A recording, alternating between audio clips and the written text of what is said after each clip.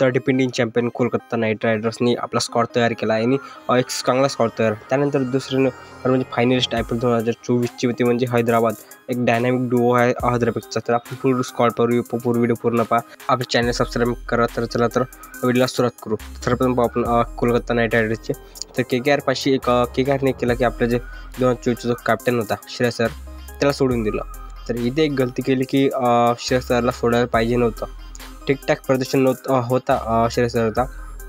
तर KKRने काऊन काढलं हे मला माहीत नाही. बट श्रेयस अय्यरला काढून थोडी मोठी गलती केली KKRने. आणि त्यानंतर जे येते ते म्हणजे आता IPL 2025मध्ये तुम्ही कॅप्टन कोणाला बनवाल. तर कॅप्टन्सला तुमची एक्सपिरियन्स कोणच नाही. मग तुमच्यापाशी लाईक व्यंकटेश अय्यर तुम्ही त्याला बनवा. त्यानंतर सुनील नारायण आंध्र असाल यामध्ये तुम्ही करू शकता. रिंकू सिंगला जर तुम्ही कॅप्टन बनवत पाहत असाल तर मला वाटत नाही की नितीश राणा बॅकअप पण 2023मध्ये पण त्यांना पण तुम्ही काढला आहे. तर यामध्ये तुम्ही कॅप्टन कोणाला ठेवाल एक प्रश्न येते. आणि त्यानंतर जे तो म्हणजे स्क्वॉड कारण की खराब बॉलिंग आहे इथे कमरती. मी फरक बॉलिंग यासाठी म्हणत आहे की पेसर्स नाही कोलकातापाशी. कारण की उमरान मलिक आउट ऑफ फॉर्ममध्ये राहते. कारण की जेव्हा खेळेल तर चांगला खेळेल नाही तर काही निंदन नाही.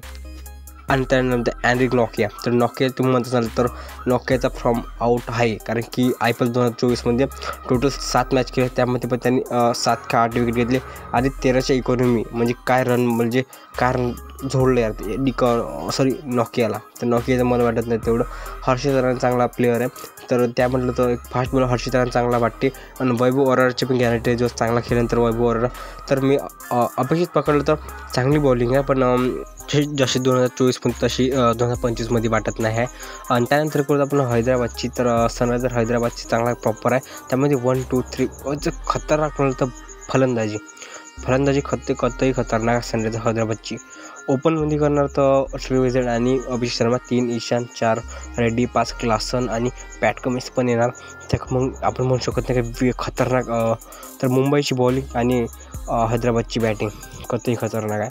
आणि यामध्ये एक भुवी नाही म्हणजे आपण म्हटलं तर भुवनेश्वर कुमारच्या तो सनरायझर हैदराबादमध्ये आहे. कारण की सनरायझर हैदराबादमध्ये भुवनेश्वर कुमार आहेत.